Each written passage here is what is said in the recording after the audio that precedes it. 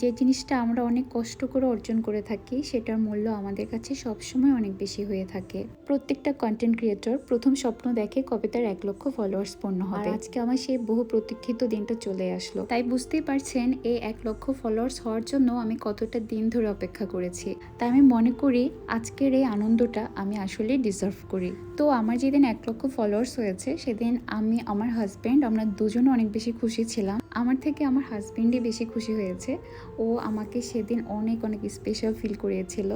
আসলে আমার এই পর্যন্ত আসার পেছনে আমার হাজব্যান্ডের অবদান সবচাইতে বেশি। আমরা যেহেতু প্রচুর ঘোরাঘুরি করি আর যখন ঘুরতে যাই তখন সবসময় আমার ছবি তুলে দেওয়া, ভিডিও করে দেওয়া, এভরিথিং ও নিজেই করে দিয়ে থাকে। কখনো যদি আমার কোনো একটা ছবি বা ভিডিও মন মতো না হয়ে থাকে, সে সবসময় চেষ্টা করে বিভিন্ন অ্যাঙ্গেল থেকে ছবি বা ভিডিওটা করার জন্য যেন সেটা আমার খুব পছন্দ হয়। তো এই ছোটো ছোটো এফোর্টগুলো আমি সবসময় খুব নোটিস করি। তো যাই হোক, কথা বলতে বলতে আমি আমার নাস্তাটা করে নিয়েছি। এখন তোমাদের সাথে আমার ছোট্ট একটা শপিং ব্লগ শেয়ার করছি। আমি গতকালকেই আমার বাসার জন্য অল্প কিছু জিনিস কিনেছি। আসলে আমার নিজের ইনকাম দিয়ে অল্প অল্প করে ঘরের জিনিস কিনতে খুব ভালো লাগে। আজকে শপিং এর মধ্যে সবচেয়ে পছন্দের ছিল এই সুভেনিরটা। আমি প্রথমে এটাকে সেট করে নিয়েছি। এটা হচ্ছে কুয়েতের একটা সুভেনির। এটার ম্যাটেরিয়ালটা অনেক ভালো ছিল। আর এটা সবচেয়ে ভালো দিক হচ্ছে এই সুভেনিরটার মধ্যে কুয়েতের প্রত্যেকটা হিস্টোরিক্যাল প্লেস কভার করেছে। আমি ততক্ষণে ভাবছিলাম এটাকে আমি কোথায় সেট করব। তারপর মনে হলো আমি এটাকে টিউলিপের সাথেই রাখবো, কারণ এটা এত বেশি কালারফুল ছিল, টিউলিপের সাথেই দেখতে ভালো লাগছে। আর সাথে কুশন কভারগুলো নেওয়ার মেইন রিজন ছিল আমার ঘরের কার্টেন এবং ফার্নিচারগুলোর কালারের সাথে কুশন কভারের কালারটা একদম ম্যাচ হয়ে গেছে। ঘর সাজানোর ক্ষেত্রে আমি এদিকটাতে সবসময় বেশি ফোকাস করি। আমি কালার কম্বিনেশন ম্যাচ করে প্রত্যেকটা জিনিস কিনে থাকি, সেজন্য আমার ড্রয়িং রুমটা আমার নিজের কাছে অনেক বেশি ভালো লাগে। তো যেদিন রাতে আমার 100K ফলোয়ার্স হয়েছে সেদিন রাত থেকে আমার মাথায় ঘুরছে আমি কীভাবে সেলিব্রেট করব। তো আমি রাতের মধ্যে বউগুলো বানিয়ে রেখেছি। তো পরের দিন আমার কাজটা অনেক সহজ হয়ে গিয়েছে। আমি এখন এই বউগুলো আমার ওয়ালে সেট করব। এদিকে আমার হাজব্যান্ড অফিস থেকে আসার পর আমাকে বললো তাড়াতাড়ি রেডি হয়ে নাও, আমরা একটু বের হবো। তো আমি বুঝতে পারছিলাম মনে হয় কেক কিনতেই যাব, কিন্তু আমি ভাবিনি ও আমাকে এত সুন্দর একটা ড্রেস গিফট করবে। আর এই ড্রেসটা আমার এত বেশি পছন্দের ছিল। আর ড্রেসটা কেনার পর আমি প্ল্যান করেছি এটার বার্থডে দিন পরবো, কিন্তু ও আমাকে রিকোয়েস্ট করেছে এটা তুমি আজকেই পরো, এটা তোমার 100K ফলোয়ার্স উপলক্ষে আমি তোমাকে গিফট করেছি। তো আমরা একটা কেক কিনে বাসায় চলে আসি। আর বাসায় আসার পর দুজন মিলে প্ল্যান করছি আসলে কোন দিকে আমরা একটা ছোটখাটো স্টেজ করব। বাসায় আসার পর লেটার বোর্ডের মাধ্যমে সে সুন্দর মতো লিখে আমাকে উইশ করলো, যেটা আমার কাছে অনেক বেশি ভালো লেগেছে।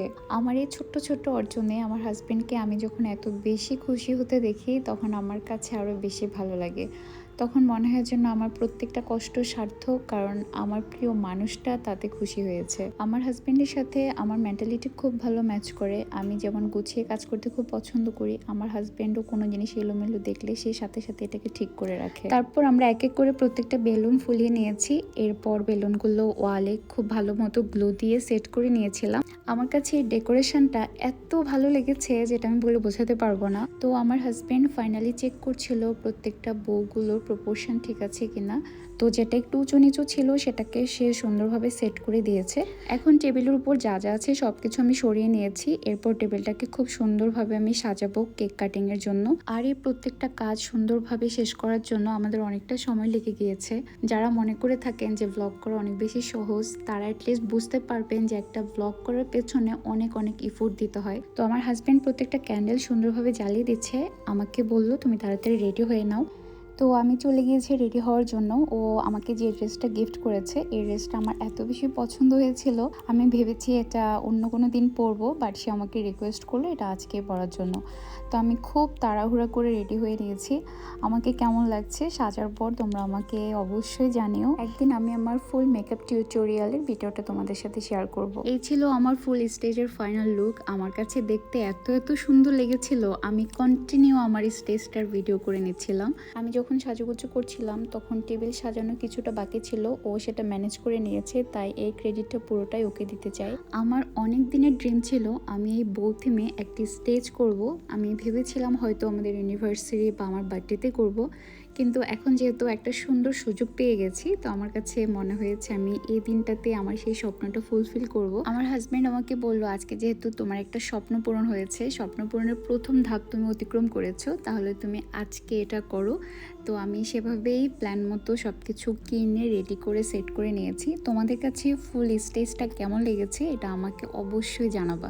এত অল্প সময়ের মধ্যে সব কিছু এত সুন্দরভাবে প্রেজেন্ট করতে পারবো আমি আসলে ভাবতেই পারিনি। সব কিছুর জন্য আমার সৃষ্টিকর্তার নিকট অশেষ কৃতজ্ঞতা জানাতে চাই। সৃষ্টিকর্তা এবং আমার বাবা মায়ের আশীর্বাদ ছিল বলে আসলে এতটুকু আসতে পেরেছি। সাথে আপনাদের সবার সাপোর্ট তো অবশ্যই সাথে ছিল বলে আসলে এটা সম্ভব হয়েছে। যারা নতুন পেজ নিয়ে কাজ শুরু করছেন তাদের জন্য আমার পক্ষ থেকে অনেক অনেক শুভকামনা থাকবে। তাদের জন্য আমার একটাই জিনিস বলার আছে, পৃথিবীতে ভালো কিছু পেতে হলে আপনাকে অবশ্যই ধৈর্য ধারণ করতে হবে। প্রথম দিকটাতে সম্পূর্ণ ভালোবেসে সাথে ধৈর্য নিয়ে আপনারা কাজটা করতে থাকুন, কোনো না কোনো দিন আপনার সফলতা ঠিক আসবে। আজকে যাদেরকে প্রতিষ্ঠিত হতে দেখছেন তারা সবাই কিন্তু শূন্য থেকে শুরু করেছে।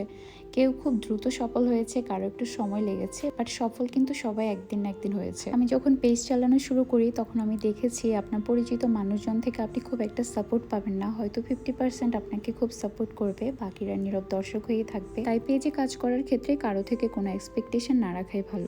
আর আপনি যখন আস্তে আস্তে একটু ভালো কিছু করতে থাকবেন তখন আপনাকে নিয়ে হিংসে করা মানুষের সংখ্যা অনেক বেশি হয়ে যাবে। তো এই জিনিসগুলোকে একদমই কোনোভাবে পাত্তা দেওয়া যাবে না। আপনি আপনার মতো নতুন উদ্যমে প্রতিটা দিন কাজ করতে থাকবেন। এখানে কে আপনাকে সাপোর্ট করলো কে সাপোর্ট করলো না এগুলো মাথায় রাখার দরকার নেই, কারো থেকে কোনো এক্সপেকটেশন রাখারও দরকার নেই। আপনি যদি ভালো কাজ উপহার দিতে পারেন আপনাকে এখানে অনেক অপরিচিত মানুষ ভালোবাসার জন্য রেডি আছে। তাই নিজের কাজের মাধ্যমে নিজে প্রতিষ্ঠিত হতে থাকুন, তাহলে দেখবেন ভালোবাসার মানুষের কোনো অভাব নেই। আমি প্রথম ভিডিও আপলোড করা শুরু করেছি 2022 সালের মে বা জুন মাসের দিকে। আমি তখন দশভূজার মডারেটর ছিলাম, আর দশভূজাতে আমি অনেক অনেক ছোট বোন বড় দিদি সবার ভালোবাসা পেয়েছি, সেখান থেকে আমার প্রথম পরিচিতি পাওয়া। তাই আজকের দিনে আমি দশভূজাকেও অনেক বেশি থ্যাঙ্কস জানাতে চাই, কারণ আমার এতটুকু আসার পেছনে অবশ্যই দশভূজার অবদান ছিল। অনেকেই আছে যারা প্রথম আমাকে দশভূজার গ্রুপেই দেখেছে, সেখান থেকে হয়তো আমাকে চেনে, আজকে তারা একটু কমেন্ট করে জানাবেন। সবসময় মনে রাখবেন পৃথিবীতে প্রত্যেকটা মানুষের মধ্যে ক্রিয়েটিভ কিছু থাকে, তাই আপনার ক্রিয়েটিভিটি দিয়ে আপনি এগিয়ে যান। আজকের ভিডিওটি এ পর্যন্তই। সবাই ভালো থাকবেন, আমাদের জন্য আশীর্বাদ করবেন। বিদায় নিচ্ছি, টাটা।